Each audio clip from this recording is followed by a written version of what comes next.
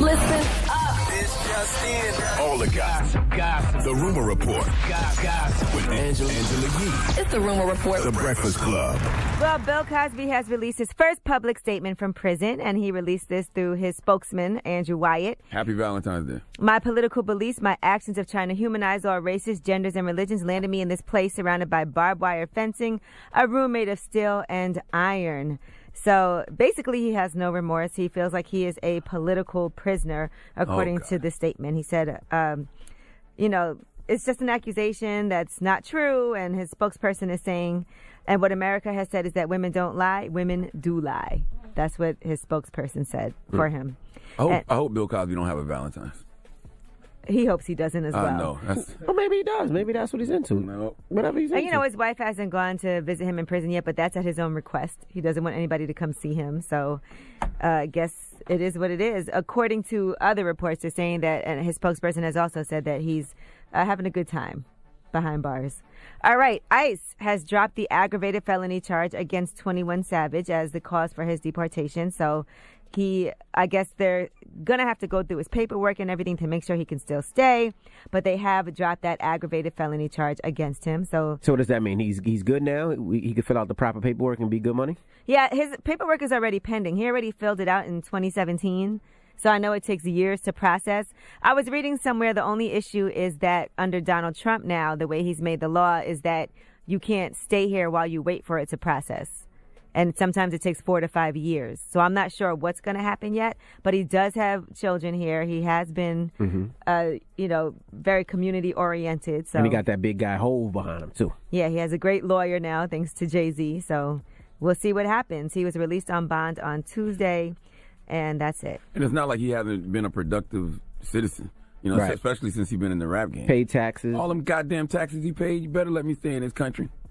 All right.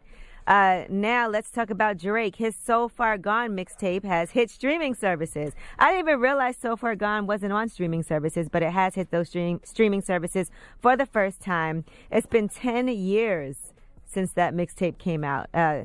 You know how I knew that was happening? Actually, because my best friend Santi Gold, he sampled her and has her voice on there for the song Unstoppable. Yeah, with Lil Wayne. And so they were trying to make sure all those clearances were right so they could put it on those streaming services. So now it's out on there. Who owns that?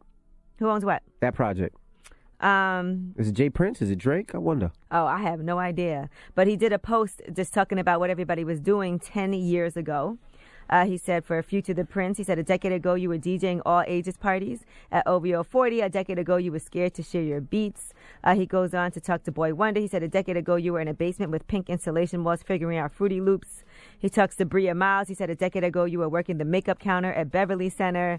And Trey Songz, a decade ago you were the first person to recognize potential and give me a cosign. He told LeBron, a decade ago you came to my release party at 6 Degrees and made me the biggest artist in the city off your presence alone.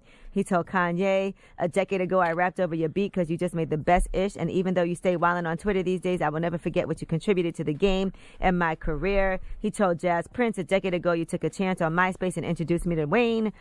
He told Wayne, a decade ago, you took me out of Toronto. You took me out of Toronto and gave me the biggest blessing anybody has ever given me. I will never forget anybody involved in this journey. Sound like Drake got flued out a lot. Even if you don't fit in this caption. So he also shouted out Bun B as well. Bun B, Omarion, a lot of different people that he shouted out. So listen, man, the kid from Canada made his mark. Okay? Absolutely. Yeah, I 10 years ago. I think that's an understatement to say he made his mark. He made his mark. I might have to post, when I used to have this show on Sirius, I had this segment called Don't Quit Your Day Job. And Drake was actually on that. It was for artists that were unsigned to play their music, and then people would call in and say what they thought about it. I'm going to find that and post it, but it was hilarious. Yeah, I was playing Drake early, really early on the radio station, on the other radio, and people didn't know what it was at first, and I think Bun put me onto it. Shout out to Bun B. I was slandering Drake really. We know. We're aware. Way before there was Drake slander, you know what I'm saying? There was me slandering Drake, you know what I'm saying? So I can state my place, you know what I'm saying?